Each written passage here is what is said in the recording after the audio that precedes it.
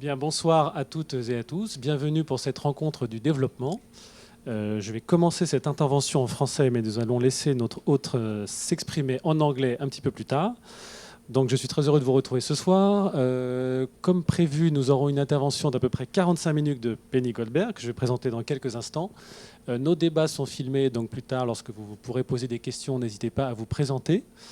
Now I will introduce our guest, Penny Goldberg. So my job is quite easy since I need to present you, but you're already well known, so it's going to be a short word of introduction.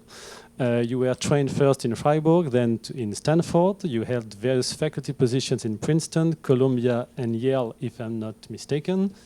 You were a professor of economics at Yale before you were appointed as chief economist of the World Bank. Amongst your other various qualities, and I will not name all of them, but you were the editor of the American Economic Review until recently. I think you were the first woman to be the editor of the review, by the way, so congrats for that. I tried to identify one specific quality that you have and other people do not have. And one that I found is that the papers you wrote can easily be reread after time. So I will encourage you to read at the same time recent papers, but also older ones. In '97, for example, you tried to identify why countries would seek trade protection, an estimated model by Grossman and Heltman.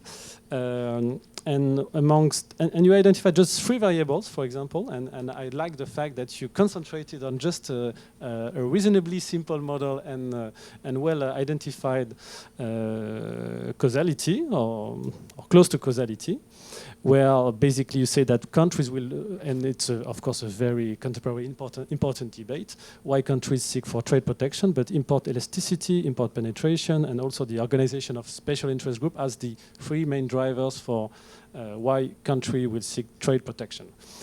10 years later, you also published a famous article in the Journal of Economic Literature on the distributional effects of globalization, and the interaction between inequality and trade is obviously a very relevant topic at the same time in developing countries, but in developed countries as well. Today's conference will deal with developing countries, not developed countries, but I could not mention the fact that you had also worked in developed countries.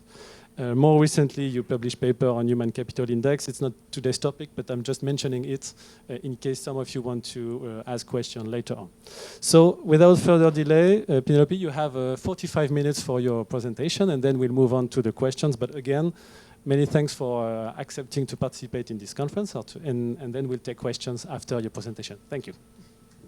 Thank you very much, Thomas, for these very kind remarks and the very generous introduction. And I apologize to the audience for the English, but I really cannot give this talk in French. I'm delighted to be here. I'm very grateful for the invitation and the opportunity to present some of the work that I've been doing since I joined the World Bank group. It's very much inspired by the work I've been doing before in academia, but it's actually, I have to credit my colleagues at the World Bank for actually doing almost all of the work for this project.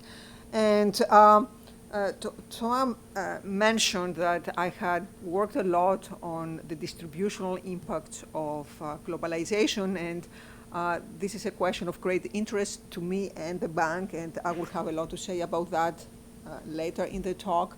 But what motivated this project, by the way, what I'm going to talk about is going to draw heavily on the World Development Report of the World Bank that is going to be launched 2 weeks from now. So currently it's still under embargo, so I would be truly grateful if you don't tweet or speak publicly about the material that I'm going to present for the next 2 weeks, because it's still under embargo, and after 2 weeks, please feel free to spread the word. So what motivated our work for the World Development Report was not so much concern about the inequality and the distributional effects of globalization, but another basic question, namely whether developing countries can still grow through trade, through the old model of development. So let me be a little more specific. So by interdependence, what we mean most of the time is trade between countries. And trade in the last 2 to 3 decades happened through global value chains. I will define those in a minute. Global value chains powered an economic revolution, by all means. As I'm going to show to you later, they boosted economic growth and they reduced poverty in many countries. At the same time, they increased interdependency between countries. You need a certain degree of interdependence for global value chains to grow, but then there is a feedback effect, and global value chains further increase the dependence, the interdependence between countries. However, this growth that was very strong in the 90s, so you can see from this graph how global value chains start rising in the 1970s, and then they really rise very fast in the 90s. But around the financial crisis of 2007, 2008, they take a hit. Trade in general slows down during the time, and after that, they never recover. So after that, we see a slowdown in global value chains, in trade more generally. This has a lot to do with the maturation of high growth markets. For example, China. China is rebalancing. It emphasizes domestic consumption as opposed to exports. So this is partly what explains this reversal. However, this raises the question that given that we see this slower pace of global value chains of trade, what does this imply for developing countries? And to be more specific, the question we wanted to address, and this is a question that many developing countries that seek the World Bank's advice asked us, was can global value chains still be harnessed for development? Apart from the slowdown that I showed you, we have a very different economic environment today. There is trade conflict. And in addition, we have new technologies. We have automation. We have a lot of competition in export markets. So when we were working on these topics, what we had in mind was mainly, but not exclusively, countries in Africa, many countries that have not yet participated in the world trading system and in global value chain. So for us, the question was, do we advise these countries to put all their efforts into trying to do what China or Korea or Vietnam did and be part of global value chains? Is that the way of the future? So that's the question we try to address. And I'll try to keep the suspense, so I won't give you the answer yet. But let me start by becoming a little more formal and defining what a global value chain is in the first place. So when we talk about value chains, what we have in mind is all the steps that firms take in order to produce a product or service and deliver it to customers. And when these steps are spread across different countries, so when they involve firms that are located in different countries, then we talk about global value chains. So in our definition, we have a global value chain when there are at least 2 transactions crossing 2 different borders. A lot of the definitions become very technical and frankly a bit boring. But let me try to give you a little bit of the background in this graph. Countries can participate in global value chains in many different ways. So one is through what we call forward participation. Forward participation means you export certain products, you export inputs that are then incorporated in the production of the country you have exported to, and then they are processed, and then they are re-exported for consumption in a different country. So for example, a country may export cotton to a different destination, then cotton gets processed, it produces clothing, then this may be re-exported in some other country. So we call that forward participation. The goods move forward towards destination markets. Then you may have countries that do backward participation. That's the other extreme, all the way to the right. Backward participation means you bring in inputs to the country, then you process them, and then you take the product, the finished product, and you export it to a different country for consumption there. So for example, in some countries you may bring auto parts or auto components, process them, you assemble the car, then you may export the car to a different country. And many countries do both. Actually, most countries do both. They do both forward and backward participation. So what this means is you bring in inputs from other countries, you process them, you produce a product, but this is not a product you consume. In most cases, it's not even a final product. It's some semi-finished product. You export it to a different country, and then there it gets processed further and it gets re-exported.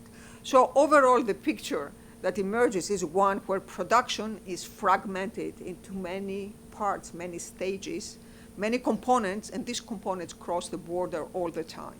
So that's what we mean by global value chain. And of course, this has been going on for ages, for centuries. Countries always traded not just final products, but also intermediate products.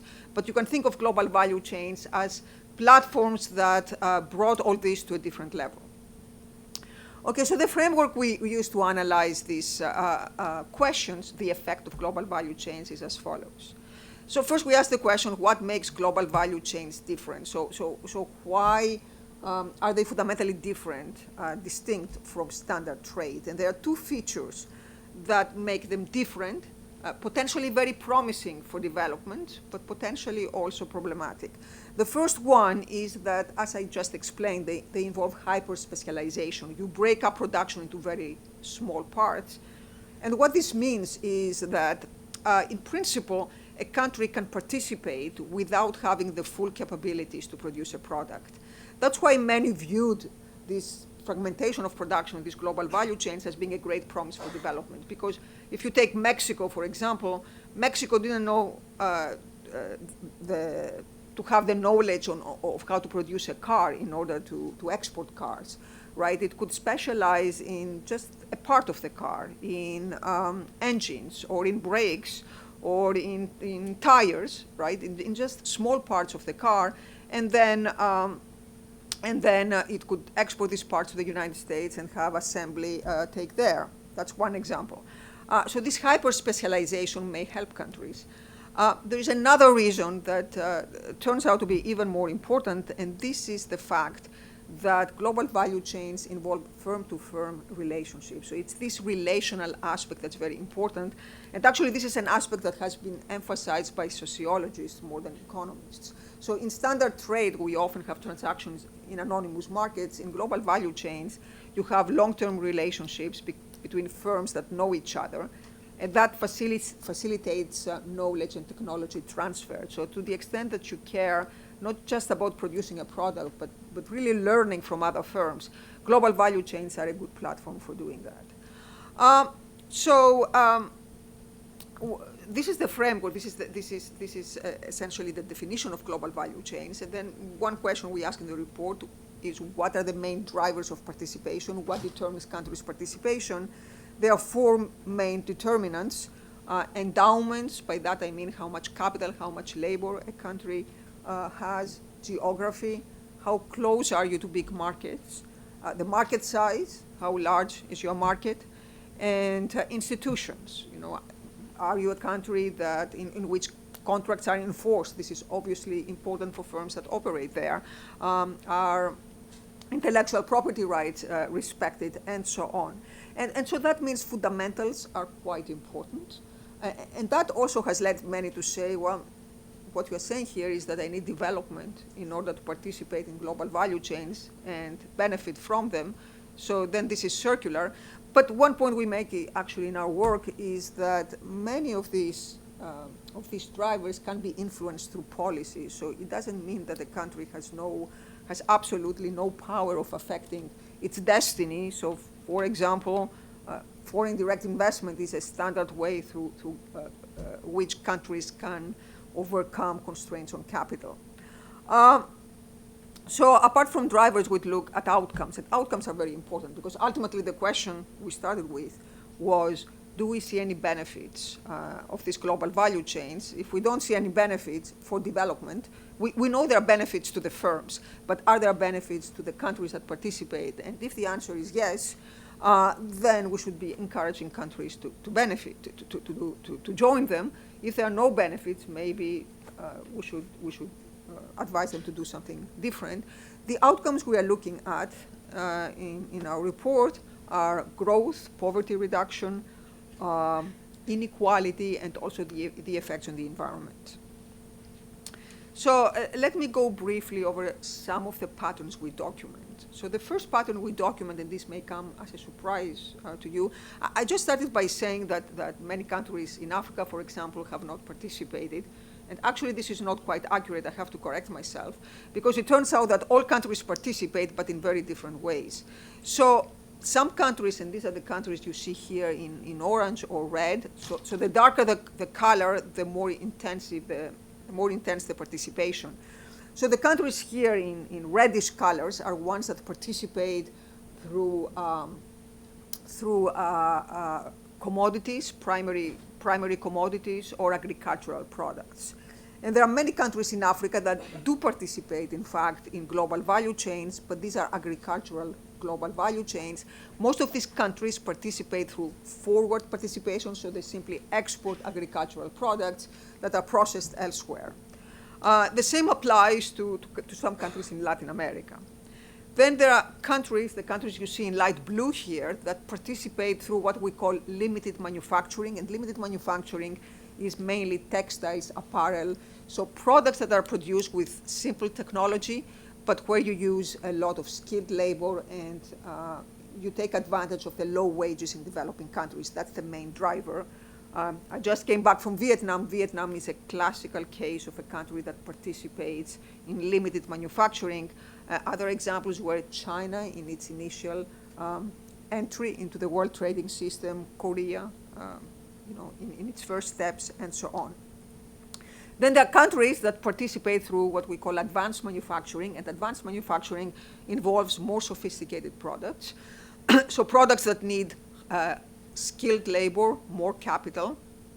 In these countries, there are many countries that actually transition from limited manufacturing to advanced manufacturing. There are many countries in Eastern Europe that fit this description. Poland is a good example. Other countries are Turkey, China is in this category now, the Philippines.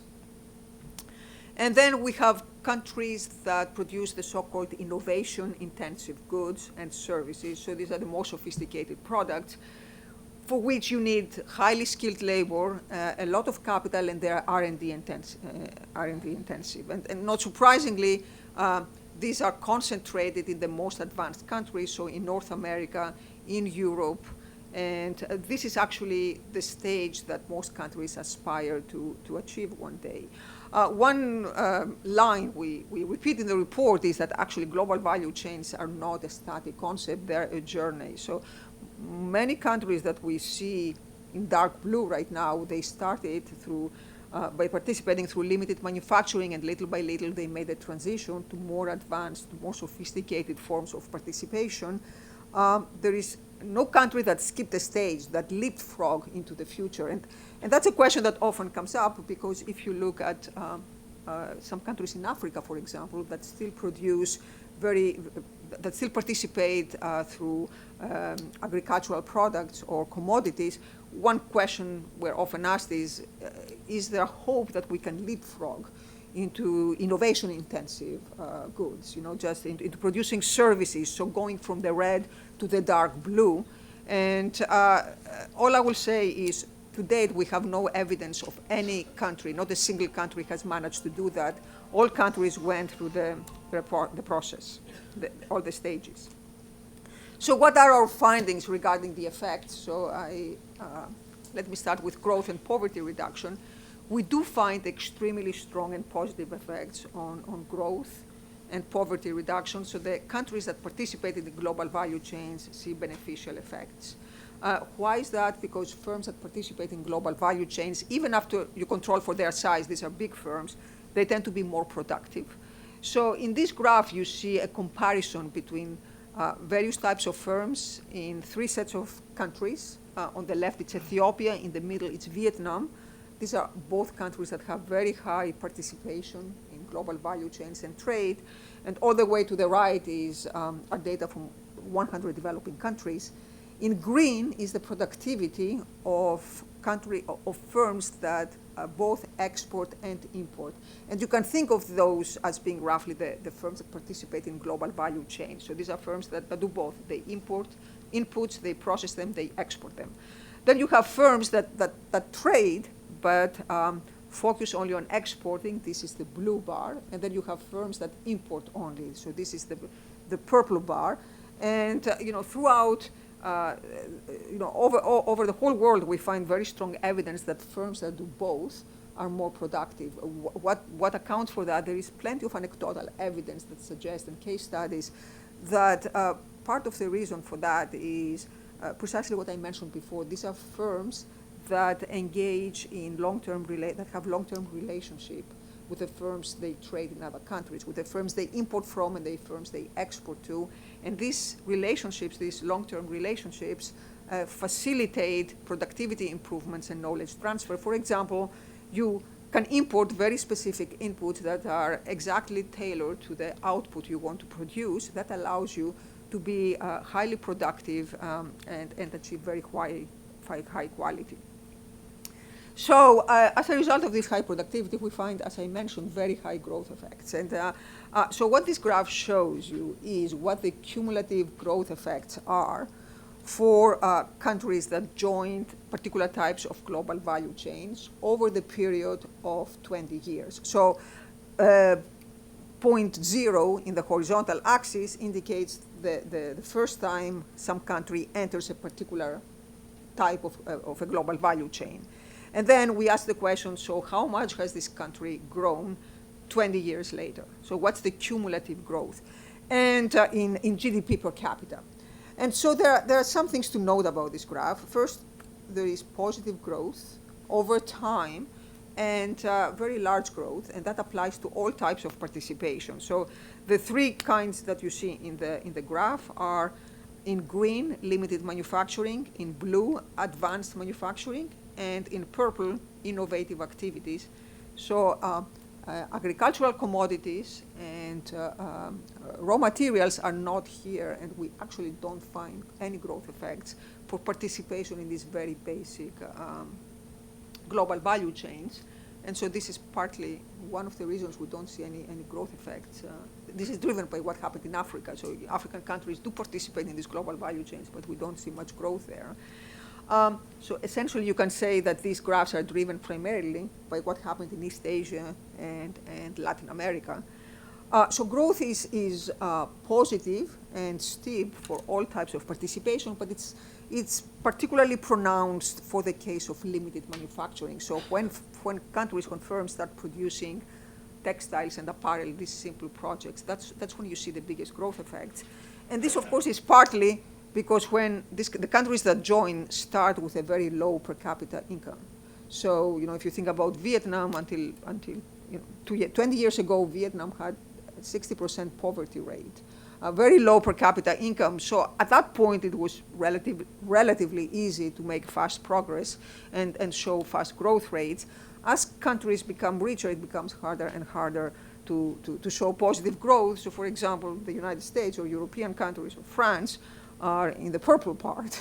We already have very high per capita incomes in this country, so it becomes harder to achieve growth. But the point is, global value chains do contribute to growth. And because of that, they contribute to employment. What I showed you so far is what happens to per capita income, right? But one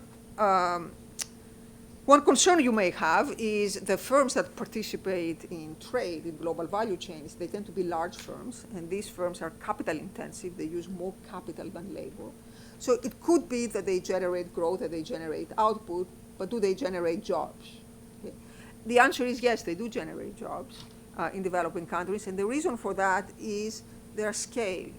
Yes, they are capital intensive, and you can see that clearly in this graph. So again, the firms that both export and import, these are the firms in green. These firms are substantially more capital intensive than all other firms, but at the same time, you can see that in the right, these firms generate more employment growth, and this is because the scale effect dominates the substitution effect. So yes, if they were not as capital intensive as they are, they would employ even more labor, But the fact that they are there, that they're present in these countries, does generate jobs. As a result, you see poverty reduction in many of the countries that participated in global value chains. And again, the most striking case in recent years has been Vietnam. You can identify that partly not just by looking at the aggregate trend, because you can say there are many other things happen, but you can also exploit the geographical dimension within the country. So Vietnam, if you look all the way to the left, so the left map, had some initial conditions that were different across regions. So the Red River Delta, so in the northeast, the area around Hanoi was relatively developed, and so was the area in the south, in the southeast around Ho Chi Minh City. These were relatively developed back in 2004, before the onset of the big globalization wave in Vietnam.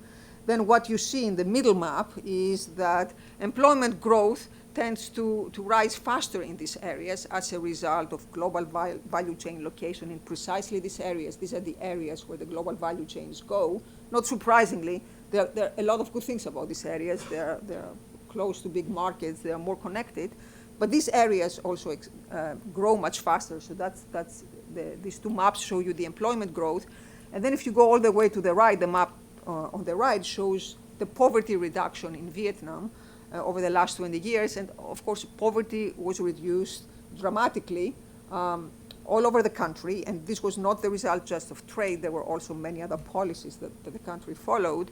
But you can see again that the areas that are darker are the areas where the poverty reduction was more pronounced. And again, in those areas where there were more global value chains, there was more trade, more manufacturing activity, the poverty reduction was stronger. So I will come back to that because this generates a certain degree of regional inequality. But my point is that you can use all this geographical, this spatial dimension to identify the effects that global value chains have had on poverty reduction. So far, the message that emerges is a very positive one, if you want, for development. From the aggregate point of view, there is growth and there is poverty reduction, and that's a positive message for development. At the same time, we find that global value chains magnify the transmission of economic shocks across countries. They make countries much more interdependent than they used to be, and they weaken the effects of exchange rates. And just to show you what's going on in this left graph, so this graph shows you the correlation in business cycle, the synchronization in business cycle across different groups of countries. So the top line shows you what happens in high-income countries. The middle line refers to middle-income countries, and the light green line at the bottom refers to low-income countries, so to developing countries. And one thing that's striking is until the 90s, the correlation, the synchronization of business cycle across countries was very low, was below 0.1 across all three groups. Then in the 90s, that's the time, that's the period when global value chains, when globalization really takes off. And that's when the synchronization of business cycles becomes much more pronounced. This is particularly pronounced for high-income countries, or for countries like France, but it also applies to a certain degree to middle and low-income countries. So countries become much more correlated. Another implication of this very high correlation, this interdependence, is that exchange rates have much less power than they used to. So we used to think that a devaluation would do miracles for exports. This is much less the case today, and you can see it again in the right graph. So what we find is that if you have countries or sectors that have very low participation in global value chains, then exports do react to a certain degree to a devaluation. You devalue your currency, your exports become more competitive, you export more. But as you participate more in global value chains, and these are the bars below the second and the third one, then the elasticity of exports to exchange rates becomes lower. And intuitively, why does this happen? Well, now if you're a country that imports in order to export, if you devalue your currency, this will help your exports, but it's going to hurt your imports. And more importantly, even when you export, the country that receives your exports is going to probably re-export them to another country. So for that country, you may think you are competitive, but actually for that country, this exchange rate may have adverse effects. So the effects of exchange rates become much more complicated across space, and that makes exchange rate a much less important instrument for trade policy. And this is quite important. This is something to keep in mind when you hear in today's discussions and today's debates how important exchange rates are. At the same time, what this interdependence implies is that trade protection becomes much costlier. Trade liberalization becomes more valuable, but also trade protection becomes much costlier. And the reason why is evident in this graph. So in this graph, on the left, we have plotted the percentage of China's exports that come from other countries as of 2012. So these are exports from China to the United States.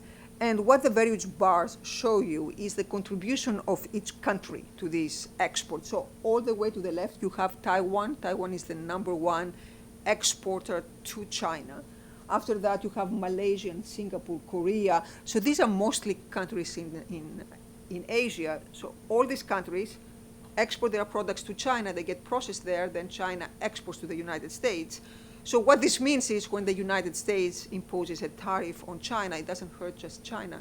It hurts all these other countries that send their products to China. The sector that's most affected here is computer electronics and electronic and optical equipment. So these are the sectors that are highly integrated today.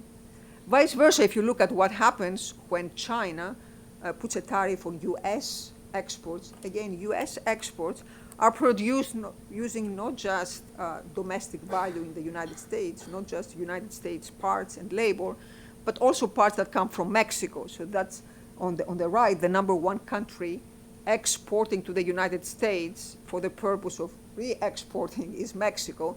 And Mexico does that in particular in the automobile sector, in motor vehicles. So if China puts a tariff on U.S.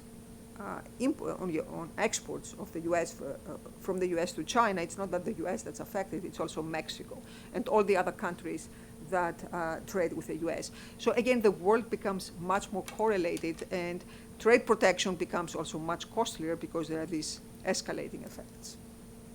So I showed you all these beneficial effects of global value chains, but this all comes from the evidence of the past, of the last few years, and this is helpful because we don't know what is going to happen in the future. No one has a crystal ball, but we can learn a lot from history, from the past, and try to apply the lessons to the future. One thing that's changing in the future is technologies. So the technologies of distribution and production are different, and in particular, automation is taking over. So on the right is a typical picture from an automobile plant these days. Robots rule. And there is naturally the fear, not just in advanced economies, but also in developing countries, that robots are going to replace people. And what this means for developing countries is quite obvious. The reason global value chains, the reason firms in advanced countries go to developing countries is in search of cheap labor, of low wages. But if robots replace people, this incentive to go to developing countries to find cheap labor may disappear. So how is this going to affect developing countries in the future? So there actually, to our own surprise, I have to say, we found that the evidence to date suggests that technologies and automation have been good news for trade. So for trade between North and South, so trade between developed and developing countries. And so this graph shows you the evidence. On the horizontal axis, we have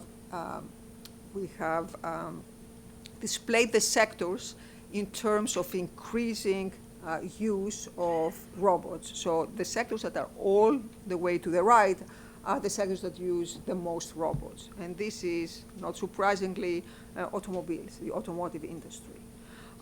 Followed by rubber and plastics, followed by metal. So these are industries that are very heavy in robots. And on the vertical axis, we have the change in trade in parts and components. So trade in intermediate products between developed and developing countries. And there is a very strong positive relationship between the two. So in other words, the more an industry uses robots, the more this industry takes input from the developing world. So why is that? Again, there is a scale effect that dominates. On one hand, if you're in an automobile factory, you are going to replace, in your own country, you may replace people by robots, but you still need parts, you still need components from other countries. Or I'm sorry, you still need components, you still need parts that you don't produce domestically.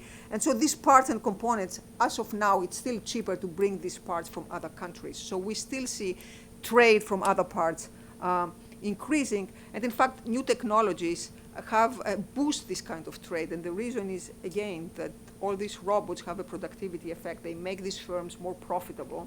The firms scale up, and as they scale up, the scale effect dominates the labor substitution effect, so you get more trade with developing countries.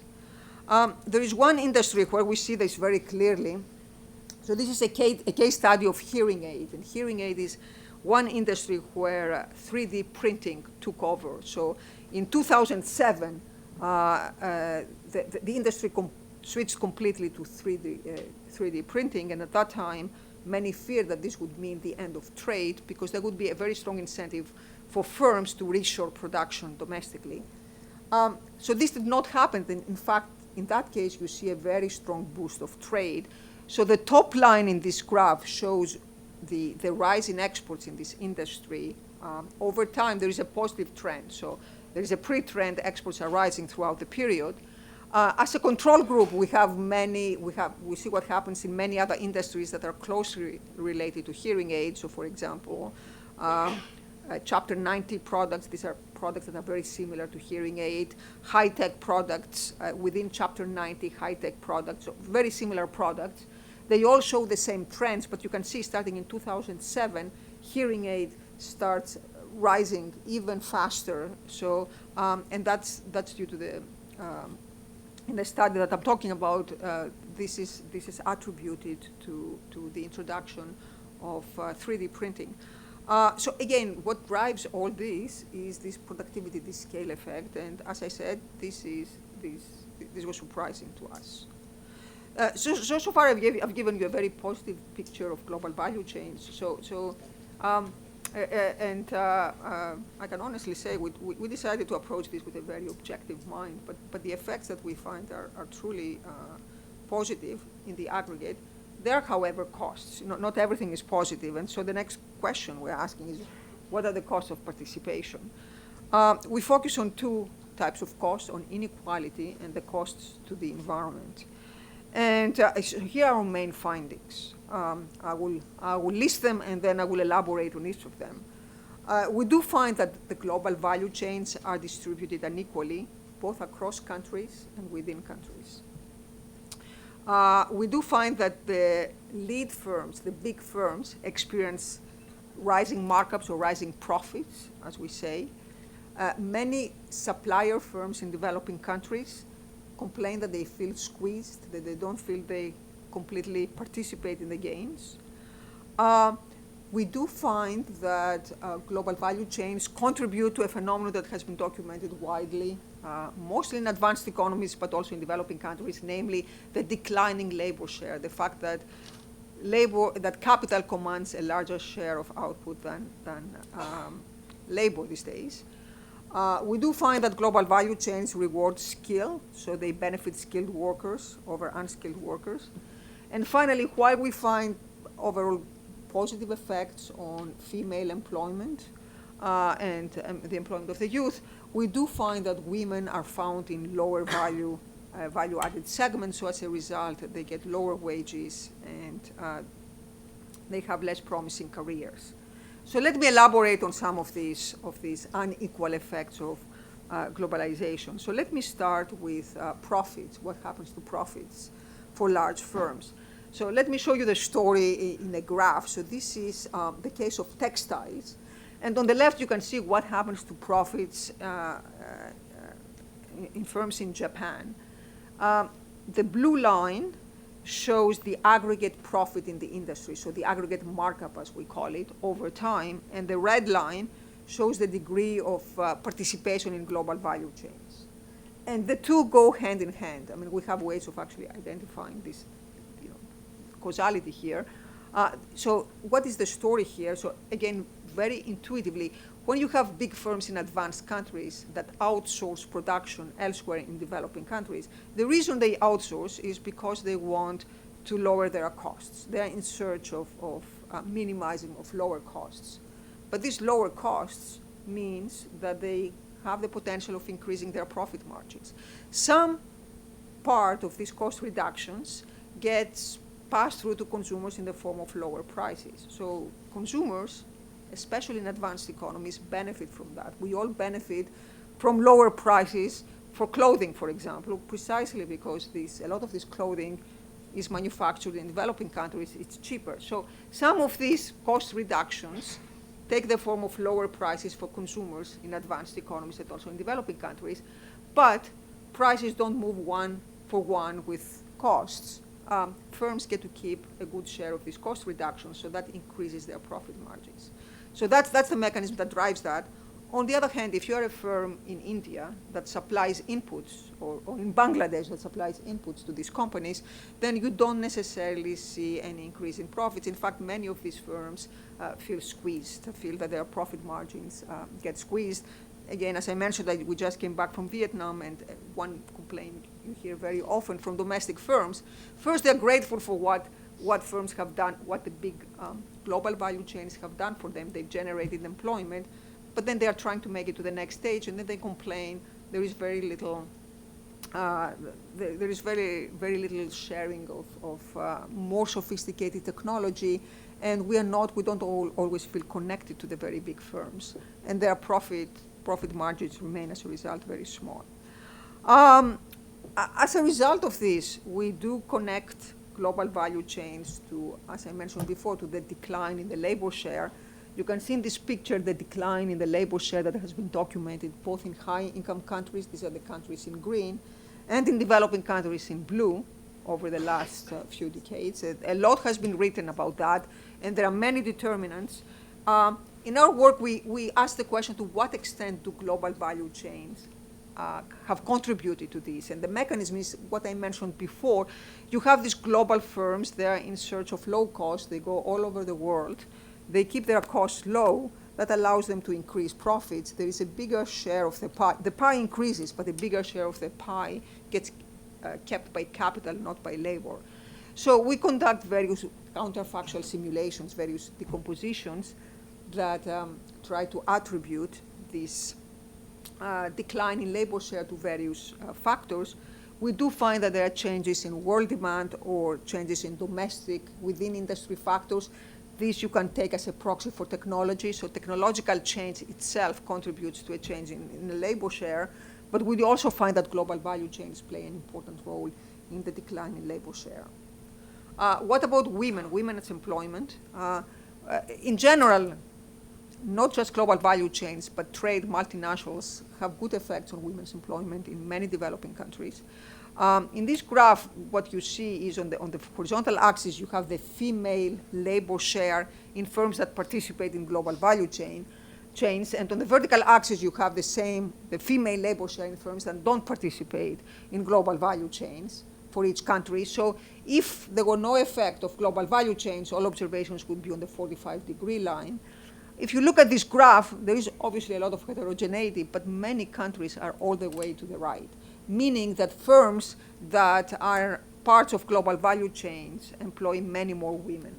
And you can look at Vietnam or Ethiopia. These countries really stand out because women, there's a lot of evidence that they have contributed to a rise in female labor force participation. So again, that's the good news. The bad news is that most women are found in lower paying jobs within these global value chains that don't pay much to start with, but the female workers tend to be production workers and not administrative or sales workers. So if you ask the question, where is the advantage of global value chains located? The advantage is among production workers. That's where you see the big dividend of GVC participation. On the other hand, when it comes to jobs that pay better, administrators or sales, there the benefit of being in a global value chain is smaller. And all the way to the right, the picture is even more negative if you ask the question, what's the probability that the global value chain has a female manager, or that a firm participating in a global value chain is owned by a female? There actually, global value chain firms do worse, so the probabilities are negative relative to firms that are not parts of global value chains. So the news when it comes to female labor, the effects on women tend to be mixed. Regarding working conditions and standards on health and safety, in general, multinationals and global value chains have played a positive role in developing countries, partly because they care about their reputation. And because they care about their reputation, they tend to support better standards. This is evidence from actually a joint program by the ILO and the IFC of the World Bank Group that tried to, the Better Work program that was implemented for textile companies for several countries, and it tried to induce companies to improve conditions of workers and adopt better working standards. And one question we asked was, is there evidence that such programs help beyond of what global value chains do? Do such partnerships help improve the standards, the work standards even more? And the answer is yes. So what we found is that the non-compliance has decreased over evaluation cycles. Then in 2017, there was another change implemented, a transparency change. So the firms that did not participate in the program, that did not improve the working conditions, were made public. And one question we asked was, is there any evidence that shaming those who don't comply has additional effects? And the answer is yes. Once this transparency initiative was put into place, we see that the non-compliance went further down. So, these partnerships between organizations and firms can often produce very big results. The global value chains can also be a mixed blessing for the environment. So let me show you using a specific example of what the pros and cons are. So this is a picture of an electric bike, an e-bike. And this e-bike is actually produced outside Shanghai, China. 62% of its value comes from other countries, and you can see, all the flags of all the countries that contribute parts. So pretty much every part of this bike comes from a different country. So it's a classic example of a global value chain. So how do we judge such a product from an environmental point of view? So first, the fact that you have all these parts coming from different countries means you have additional transport costs. That means more carbon emissions, it means more packaging, it means more waste. So all this is bad news for the environment. On the other hand, an electric bike is actually a good product. It's good news for the environment. It's better than a car. And the fact is that very often big companies, these global value chains, promote new goods that tend to be environmentally friendly. Another positive aspect of many of these lead firms is they push for, just as they do with work standards, they often push for high environmental standards. And the reason for that is they're very much aware that consumers in their own countries care deeply about the environment these days. So having a green company it helps their image. So they very often push for good policies, good environmental policies, especially in developing countries when the environment is usually not the priority of policymakers. Importantly, there has been a claim in the literature for many years, this is not new, that many firms, what they do is they export pollution to developing countries. So that's important because emissions have gone dramatically down in many advanced countries. And one hypothesis for this decline in emissions is that countries have managed to achieve that by taking all the pollution-intensive activities and putting them in developing countries. There have been many academic studies on this, and we've done some independent work at the World Bank. We don't find any evidence of this happening, actually. So we do find that, for the most part, emissions go down in advanced countries because of the regulations these countries put on their industries domestically, but not because of exporting of pollution. We have several, so overall, what we are showing is that global value chains have done many good things for the environment. The effects tend to be uneven across the population in developing countries, and also there are pros and cons when it comes to the environment. But overall, there is a positive picture. And so that means that, yes, countries could benefit, even now, even in this age of automation, from joining. And that raises the question, what steps do they need to take in order to fully participate? So the one-size-fits-all approach does not work for global value chains. It really depends on what stage of development countries are and on what kind of participation they want. One point that we emphasize is that if you focus on Africa, and given time constraints, I'll just do that for now. If you focus on countries in Africa that have not yet managed to participate in manufacturing, in limited manufacturing, not to mention leapfrogging into services, there are some simple steps they could take to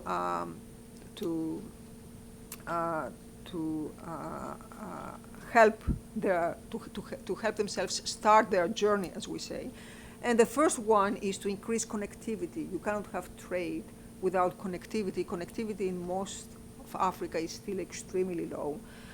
So connectivity can be obviously improved through infrastructure and through better transport, but can also be improved by smaller steps such as trade facilitation. I mentioned trade facilitation because this is something feasible. This is something that you can do with relatively low cost. It's still the case that goods often spend weeks on one side of the border in African countries in order to cross the border, and this is because of bad customs logistics. So there is a lot of work that tries to make these small improvements. They won't solve the problem, but they're a step in the right direction. Liberalization of the transport and distribution system is another big issue. Transportation is often dominated by monopolies, and that results in very high costs and very high prices. So the issue in African countries at this point is connectivity more than anything else. For countries that want to make it to more advanced stages of participation, there are different investments that need to be prioritized. For example, skill development, investments in human capital, technical and managerial knowledge. For the countries that want to participate in the most advanced, innovation-intensive activities, investments in R&D are important. We emphasize that while the aggregate effects of participation tend to be positive, it's important at the same time to make sure that the gains are shared by everyone. And for this to happen, there are specific policies that countries can take. I showed you the map of Vietnam before that showed how the effects on poverty reduction, even in a country like Vietnam that experienced very rapid poverty reduction, were uneven across space. In other countries, this is even more pronounced. So take Mexico, for example. This is another country that has participated very intensively in global value chains. And people will tell you, and this is also very obvious from this graph shows where the biggest manufacturing employment increases were in which regions over time.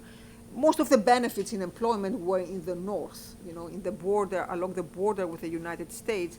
This is where the maquiladoras were concentrated. And if you go to, in the border area, if you go to the south of Mexico, it's a completely different environment, and these areas did not see any benefits.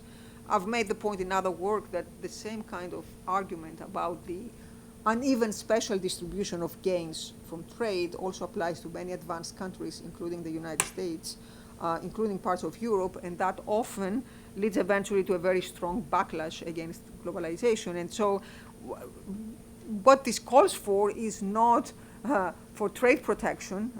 We make the point that trade protection can have very strong distortionary effects, but it does call for adjustment assistance and perhaps also for place-based policies in order to support those communities that are falling behind. We make a case in the report that it's very important to engage both firms and the international community to protect the environment. We have a series of recommendations, many of which are not a surprise. For example, reduce energy and production subsidies. Such subsidies are still very high in many developing countries. Encourage innovation in environmentally friendly goods. Tax carbon. Tax carbon is, of course, easier said than done, as you probably know very well in France. We advocate stronger regulations of specific industries and pollutants.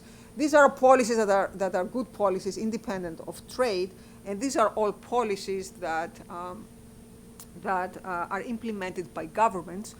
But we also make the case in the report that it's very important for governments to partner with firms in some cases, because governments cannot do it alone. In many cases, you need the firms to participate, and we have many examples in developing countries where such participation produce very good results, such collaboration produce good results. In the case of the environment, but also more generally in the case of global value chains, international cooperation is critical, precisely because these goods, these parts and components cross borders so many times. And because countries become so interdependent, it's not sufficient for one country to follow a certain policy. As I showed you before, the fact that we have production fragmentation, the fact that we have these global value chains, means that the cost of protection is much higher. And that means that the coordinated reduction of trade barriers is much more important than ever before. It also means that an open investment climate is very important for developing countries, and especially in industries that are very capital intensive. And investment requires a stable environment. It requires predictability. In the age of global value chains, any change in policy, and especially trade policy, that happens in one country can unleash uncertainty along the chain, and this uncertainty can reduce investment. This reduction in investment can have detrimental effects on developing countries. And so in some of the counterfactual simulations that we do, we ask the question, what would the potential effects of the current trading environment would be if all the threats that you hear about were actually implemented? So if all the tariff increases that have been announced at one point or another were actually implemented, and if investment reacted negatively because of this increased uncertainty, what would the effects be on developing countries? And according to some simulations, the effects would be very large and negative. So we estimate that approximately 30 million people could fall back into poverty. And global income could fall by as much as 1.4 trillion. So we could have potentially very large negative effects concentrated on developing countries. In the report, we make a case of increasing international cooperation in the area of trade, and importantly, deepen this cooperation, reduce tariff and non-tariff barriers, and reduce them. You may think they're already low, but actually they're not low in specific areas such as agriculture, and many developing countries complain that they feel they have been left out of agriculture. The service sector is still a sector that is not integrated at all, not even in places like the European Union. So this is a topic for a different day, but even in parts of the world that are highly integrated, the service sector remains highly fragmented. There is still tariff escalation. By tariff escalation, I mean that there are many tariffs on final products, not in intermediate products, and this is something that particularly hurts developing countries. There are many complaints about ways through which some countries manage to circumvent rules, the way subsidies are used and state-owned enterprises, and there is a general perception that trade has not become fair. And finally, we also make a case for reconsideration of the special and differential treatment by some large developing countries.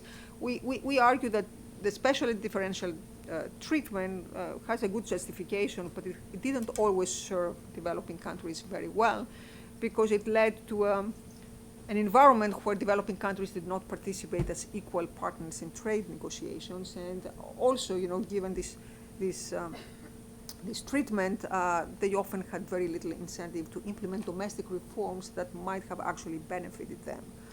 In general, what we find in the report is that the deeper the trade agreements are, the more participation you have in global value chains. This is perhaps not surprising. And what we mean, let me skip that, what we mean by deep is that you don't have just agreements on tariff, you also have agreements on non-tariff measures, on what we call behind-the-border measures, on regulations. In general, in this new world that we live, where countries are very integrated and very interdependent, and partly this has happened through firms, through trade and through global value chains. This has been the major force starting in the 90s of interdependence. In this world, it's very important to have cooperation, not just in the area of trade, but also in many other areas that also extend to domestic policy. And some of these areas include taxes with big global firms that are active in multiple countries. Destination-based taxes may make a lot of sense. We argue for some coordination of competition policies. It's important for all participants to have a sense of fair competition, and that argues for coordinating competition among source countries.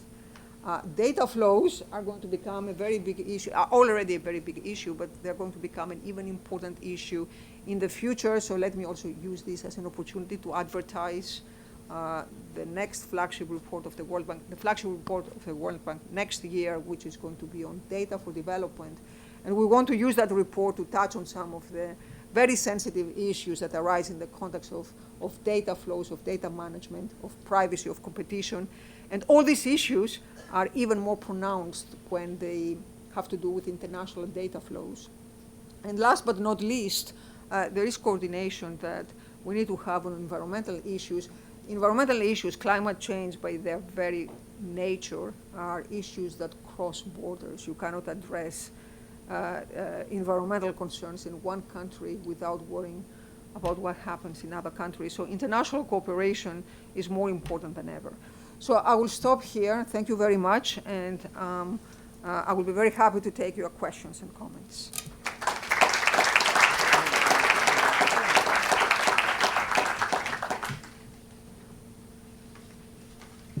Well, thank you so much, Penny. So I'll ask the first two questions. The first one is, you made it very clear in your presentation that there is no such thing as leapfrogging in a strategy, in a development strategy to rise up in the global value chains. But I'd like to ask you, is there, so you said to some extent it's a long journey, but I'd like to ask you, is there a journey? You showed in one of your first graphs that trade is declining. So, and I'd like to ask you, what is your bet on why is trade declining, and is it a long-term trend?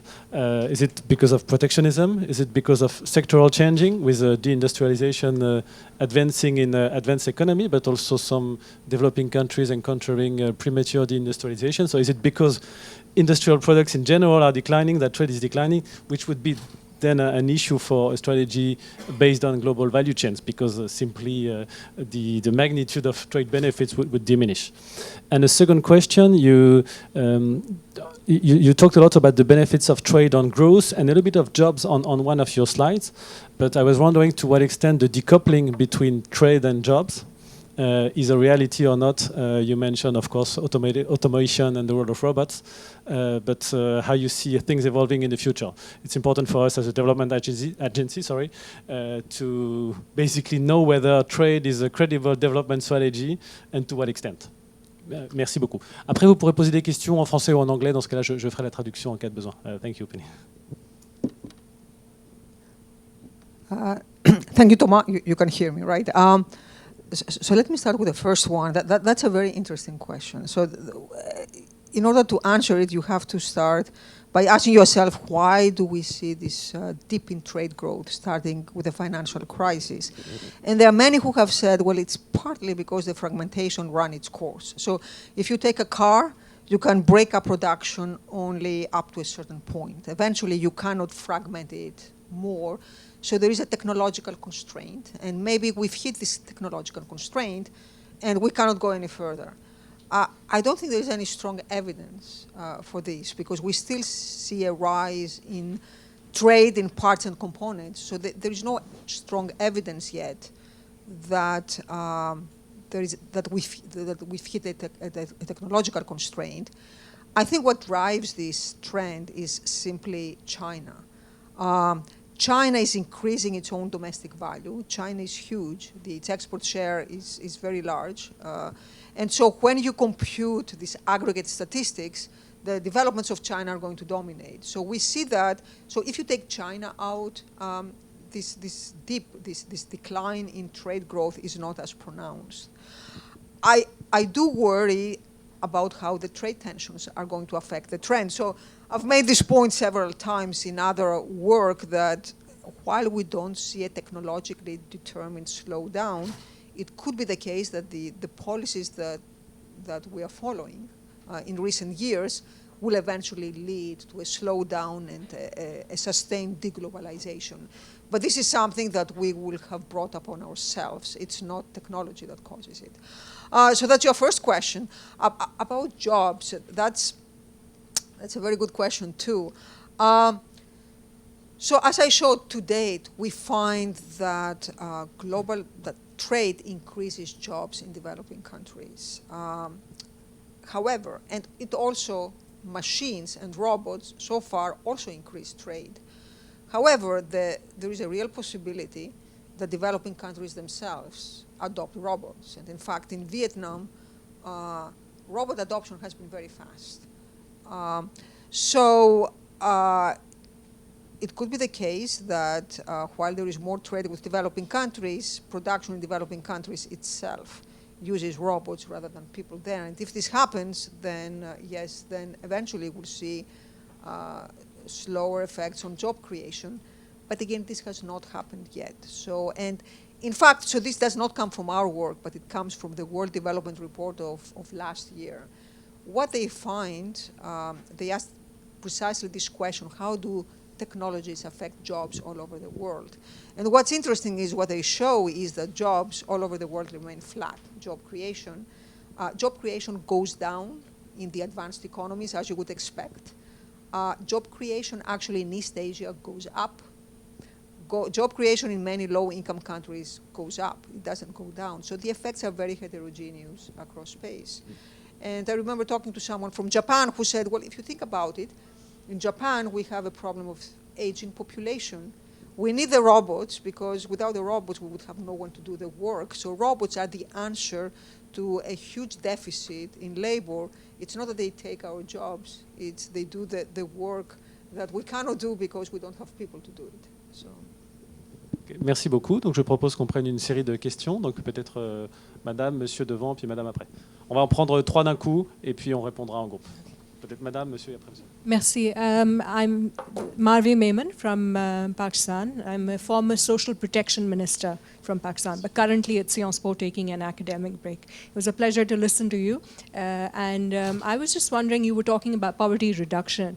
Has there been any studies, or have countries had policies which have linked their social protection safety nets, beneficiaries, registries, specifically, to the global value chain manufacturing side? Because if, logically speaking, if one was to do that, make sure that all the social safety net beneficiaries are given opportunity to enter the global value chains through the manufacturing side, then you would be able to cross from the light blue to the darks faster. Just your thoughts on that, please. So I'm not aware of any countries that have linked such policies directly to global value chains. I think what is true, and I would like to emphasize that, is that in many countries where we we saw very dramatic poverty reductions, including China and including Vietnam. They did not just rely on the free market.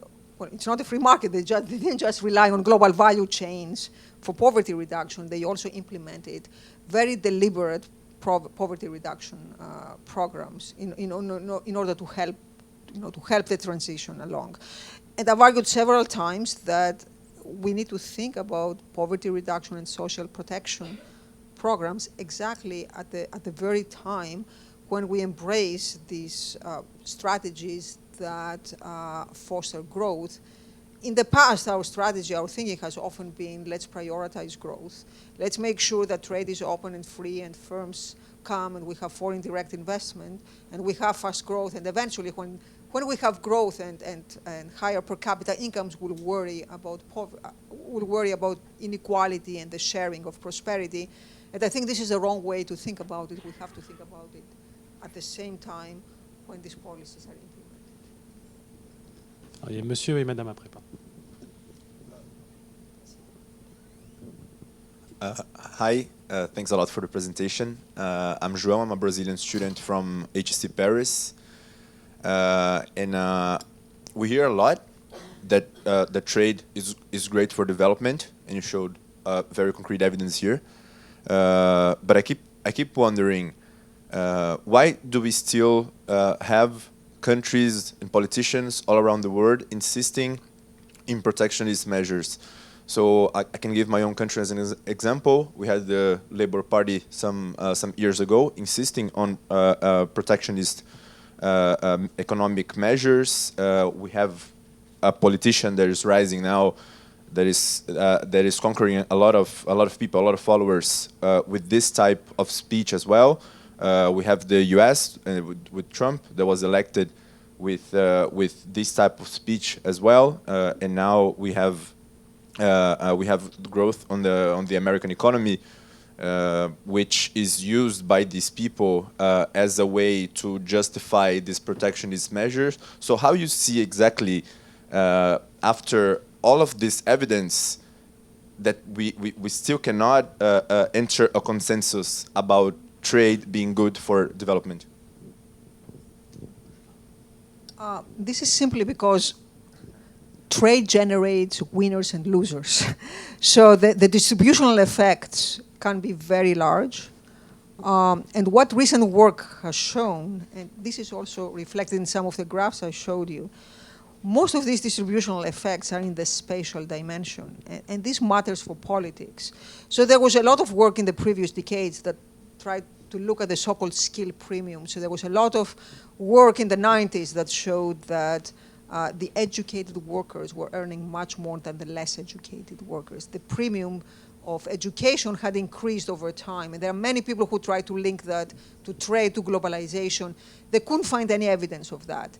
However, when people started focusing on a different dimension of inequality, on the spatial inequality, then they started finding very large effects of trade and globalization. So in other words, actually there's a lot of evidence on Brazil. You know, when Brazil liberalized its imports, there are some areas that were hurt by this import liberalization much more than others. So the effects are very uneven across space. Take the United States, again, there is a lot of evidence that at the commuting zone level, the effects were very uneven. Take the map of Vietnam that I showed you. There is poverty reduction across the whole country, but in some places, the poverty reduction is much lower than in others. And what this means is that that creates big tensions across regions. As people like to say, all politics are local. This really matters for electoral outcomes. You can have very small aggregate effects, but if the effects are concentrated in particular regions, in particular areas, this can have very big effects politically, and politicians respond to that. And that's part of the reason we see what we see. Merci, Madame. Hello, everyone. Thank you, Mrs. Goldberg, for this great report. I am Ines Roget, an associate professor in economics at the University of Paris 15, and actually I'm working on the impact of foreign direct investment on developing countries and highlighting the role of institutional quality. So you mentioned the fact that developing countries like Ethiopia has benefited from a global value chain, and it has increased its employment, more specifically for women employment. However, what kind of employment?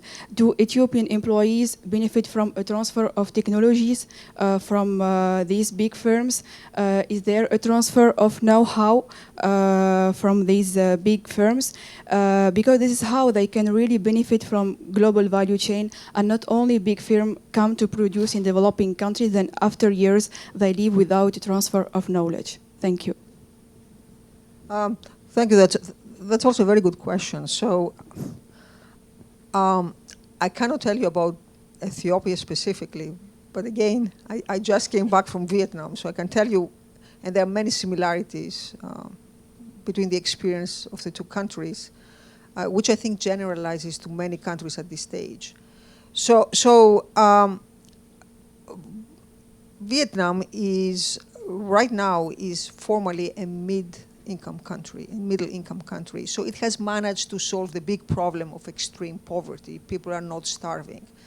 And we would credit global value chains and trade and this connectivity with the rest of the world to a large extent for what has been achieved. But they're worried about exactly the kind of things that you mentioned, that maybe we'll get stuck in the middle income trap now, precisely because there is not as much sharing of knowledge as we would have liked to. And yes, women participate. Actually, Vietnam has one of the highest rates of female labor force participation in the world. It's above 70%. But most of these women, actually the wage gap is very large between men and women. And most of these women, as I showed you, are found in low-wage, low-skilled jobs. So in some sense, you can say there is a lot of evidence that global value chains and trade help countries escape extreme poverty. They generate employment, formal employment. They generate good jobs relative to the reality many people face in developing countries. But then there is the big challenge, is making it from a middle-income country to the next stage, to the advanced stage. And if you talk to people in Vietnam, this is precisely what they're stressed about. Actually, not just Vietnam, in China, it's the same issue. How do we make it to the next stage? And there are some countries that have managed to do that, like Korea. So in some sense, you can say these countries serve as a model, as a role model for the other countries. And they constantly ask the question, and this is a question we ask ourselves, so what did it take for these countries to make it to the next stage? So what I feel fairly confident in saying is that trade and global value chains make it relatively easy to make it to the first stage, escape extreme poverty. For the next step, you need more. And so there are a lot of the countries themselves can do. One is investments in human capital. You cannot benefit from knowledge transfer or technology transfer unless you have an educated labor force that can actually understand the knowledge, can assimilate the knowledge, that speaks the language, so that can communicate. So this is one important prerequisite. But perhaps we need more. Perhaps we also need very specific programs that are implemented in some countries to make sure that the domestic firms, that the small domestic firm sector, the small firms in the domestic sector truly participate from the knowledge transfer available through the bigger ones. Merci beaucoup. Alors j'ai davantage de demandes de parole. Je vais vous demander de poser des questions relativement courtes et on va en prendre plusieurs d'un coup pour pouvoir permettre de les traiter. J'avais aussi Madame ici et Monsieur derrière. C'est very quick question. My name is Barros. I worked as a chief economist of the second largest Latin American bank during the last 20 years. Well, don't you think we cannot exclude China, because China contributed with more than 50% of the total global growth in the last 10 consecutive years. It's impossible to think about, to explain the big drop in the global trade in the recent year. excluding China in this. This is my perception. And the second point is, 2 years ago, OECD published an interesting report showing the decline of global value chains and suggesting that we are moving toward a regional global chains.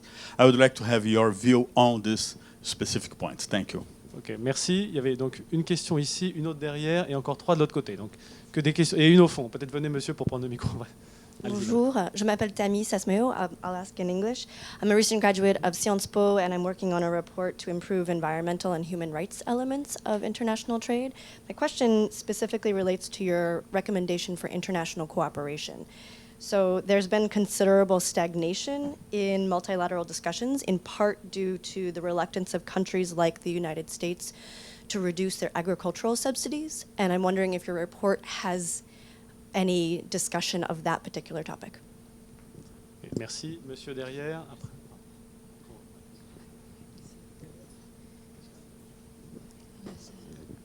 Good evening, everyone. Thank you very much, madam, for this presentation. I'm Stephen Batu from Student Business School at EDC Paris. And in order to have GPAB agreement to improve trade, world trade, what do you think about World Trade Organization? Do you think you can improve it?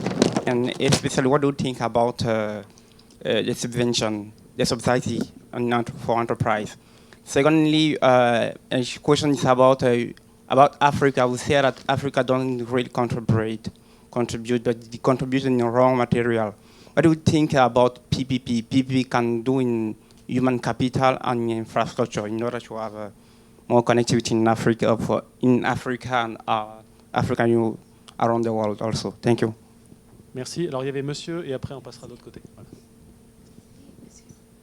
Yes. So theoretically, you showed that the ultimate goal of countries is to reach to the level of high manufacturing in this GVC explanation. But well, if we think ahead, like when all the country will be at the level of high manufacturing, who will produce the previous steps of the GVCs? I mean, this whole theory is implemented for more than 50 years, and still we're trying to get more data and figures that show that it works and everything. But now with at the edge of climate change impact and everything, how do you really think of the future with that? Because you will always need poor countries to help you in your GVC growth. Merci. You want to answer the group? Let me answer this before I forget. On a few years ago, there were many studies that tried to address this question of what accounts for the slowdown of trade, and is that the end of GVCs? 2 points. One, I think it's really very early to say. So if you actually look at the graphs, if you look at the data, the decline starts in 2014, and then in 2018 the trade war starts, and the trade war, as I said before, we bring the slowdown upon ourselves. So we just have 4 years of data. It's very early to say. You can cut the data in many different ways. If you look at parts and components, there is no slowdown. So I think, in my view, I know all this work, but I don't find it convincing yet. I think it's premature to talk about the end. It could be that they become more regional, but the global value chains always had a very strong regional element.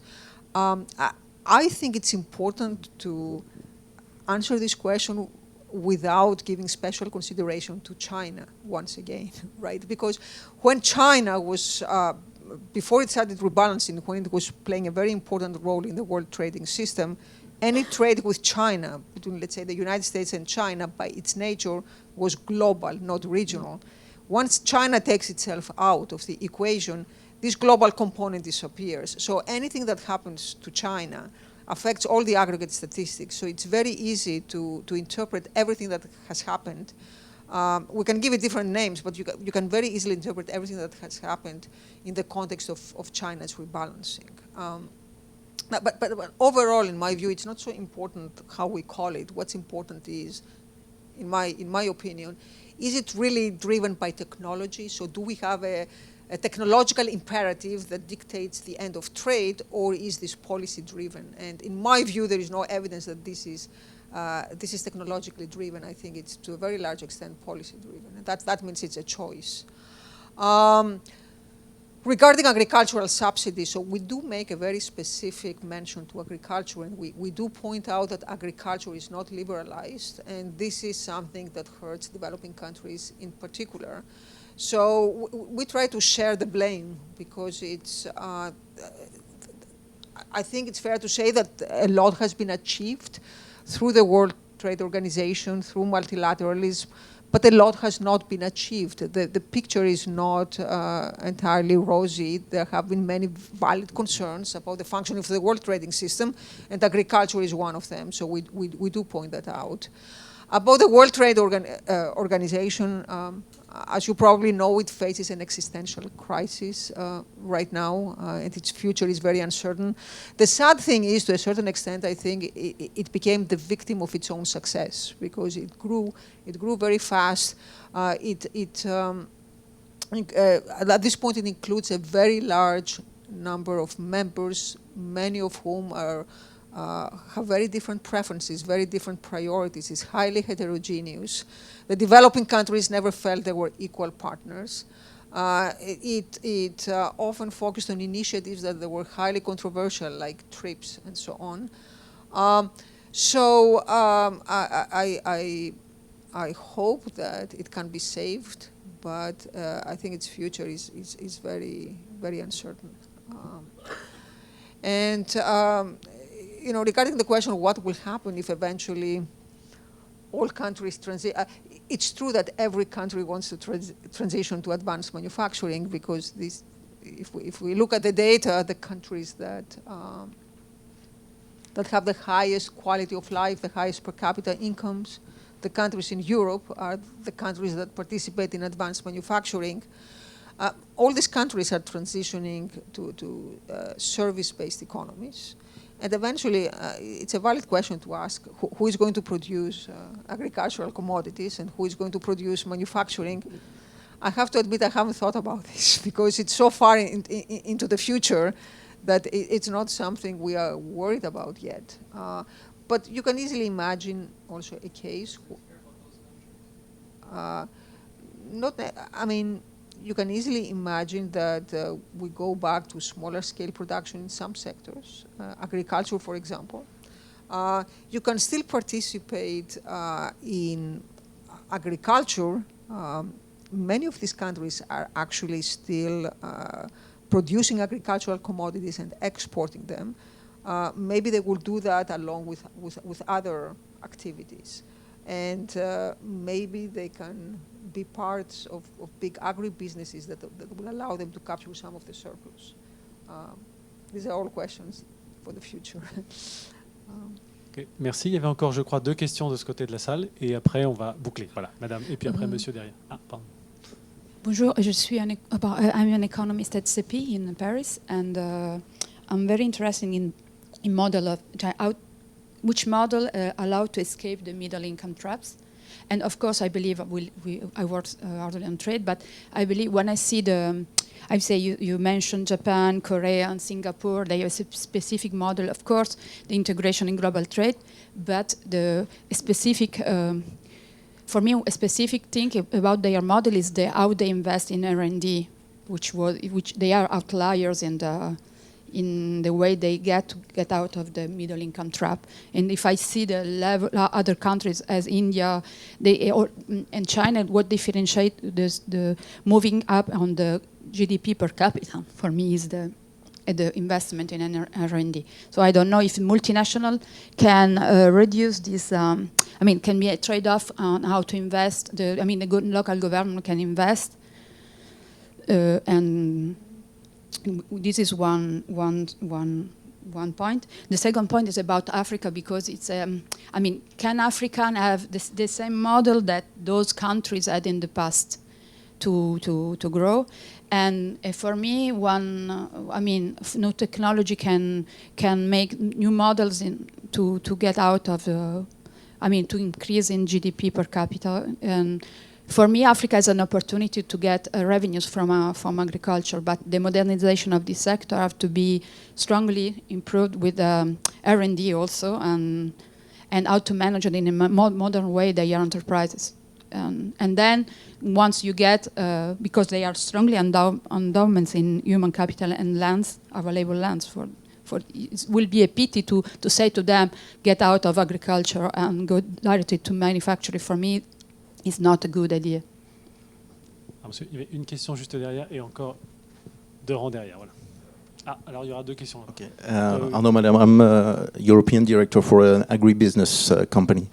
My question is, as you described the GVCs, they are very much energy consuming, energy intensive because of transportation, because of automation. Isn't that a bit contradictory with the COP21 agreements, with the measures that several governments are trying to take those days? And is it really a future development system? Okay. Peut-être passer le micro à votre voisin et après derrière. Hi. My name is Dieudonné. I'm working in the aviation sector, but in my spare time I help in some countries ladies to go into entrepreneurship, because I truly believe personally that that's one of the points which will be very helpful in Africa in general, but in developing countries in general. It's very impressive to see the connection between technology and the global value chain.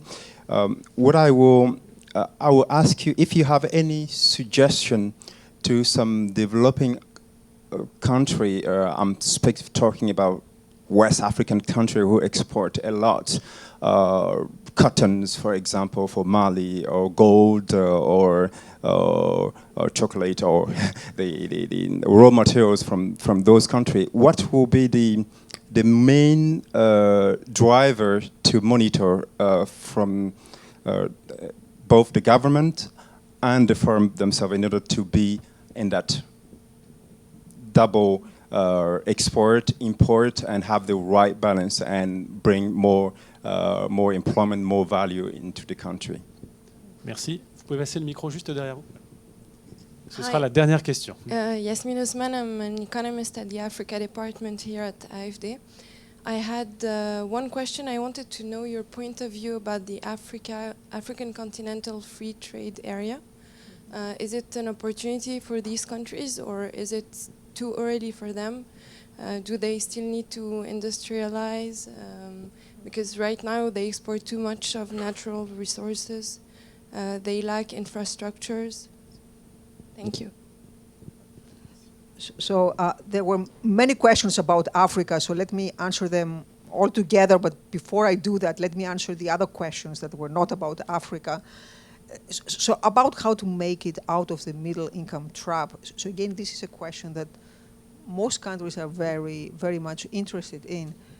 And there are some observations that might be helpful. So one is, I've always said that you can learn a lot by studying the countries that were trapped.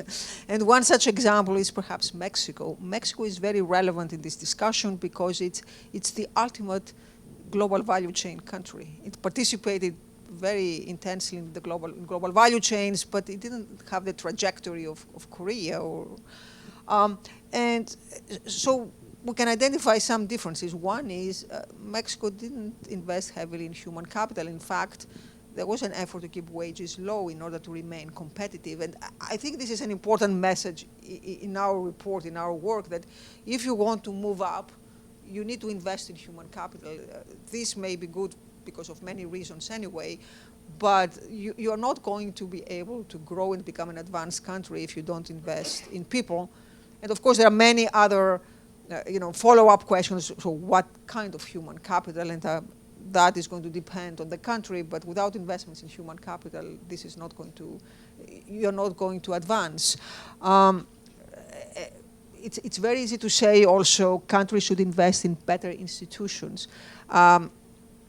This is definitely true. It's hard to accomplish that, though. It's not easy to pass institutional reform. So the reason we mention that, but we don't push for it, because it's something that's much easier said than done.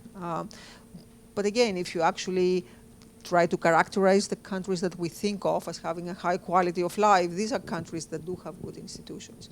One thing, however, we do emphasize, and we think this is something that countries can act upon, is try, and again, in Vietnam, this was very clear from talking to the policymakers, is rather than being fixated on growth alone, try to think along the same lines that advanced economies think these days. And that means embrace social and environmental objectives. So embrace the equality agenda, so make sure that the gains are shared among the population. Worry about women, worry about minorities in countries where such minorities exist, worry about the environment. Often in many developing countries, that's actually an easy message these days because they're affected by climate change.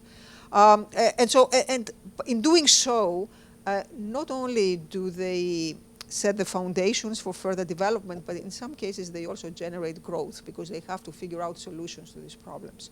So I think these are things they can act upon. Institutions I find harder. It's very important, but we don't exactly know how they can accomplish that. But I think there are some concrete steps they can take. About the question about the environmental impacts of global value chains, I mean, you're absolutely right that by their nature, global value chains involve fragmenting production into many, many pieces, and then you ship these pieces back and forth across the globe. This is not good in terms of the environment, but there are trade-offs there. And from the point of view of a developing country, if this is a way to grow and develop, it seems, from their point of view, a trade-off worth making. I think for the rest of the countries, it's important to try to mitigate the negative effects and of this crossing the border multiple times. Along the same lines, we don't know how large the contribution of this crisscrossing is relative to other determinants of pollution, of environmental degradation. There is so much that's going on that I'm not sure that this is the primary driver of environmental degradation, whatever the metric is. So I don't think we have any studies of that particular channel yet. Mm-hmm. If we could measure it, yes. I mean, there have been some efforts to actually measure the carbon print of transportation, of increased transportation. Regarding all the questions on Africa, and there were many, so is the old model applicable to Africa? So I think if you think about the old model as being a model, the kind of model that China implemented, or before China, the East Asian tigers and more recently Vietnam, where the idea is you engage in these global value chains and then you export to some high-income destination, the US or Europe, and then you tap into the lucrative markets there. I don't think this is likely. And the reason I don't think it's likely is, A, because there is a lot of competition these days. So, Africa faces competition from Vietnam, from Malaysia, from Korea, from China. And second, because there is the general climate is not that receptive and that friendly towards developing countries anymore. However, I do think there is still a lot of scope for trade within Africa, and that brings us to the issue of regional versus global. Africa is a big continent. It's a rich continent. It has enormous human potential. Connectivity is a huge issue. I don't know how you can talk about trade in Africa or growth or development given the current level of connectivity. I think this is the number one issue in which human capital is another one, but there are some amazing people in Africa. Overall, the human capital is low, and this is reflected in the human capital index that the World Bank produced last year. but there are some incredible people who, these days move abroad. But there is enormous potential that can be harnessed, and the question is, where do you start? I do believe very strongly that you have to start in connectivity. I also believe that trade agreements are part of this connectivity. They can play a very important role. And I do believe that in this new age where trade with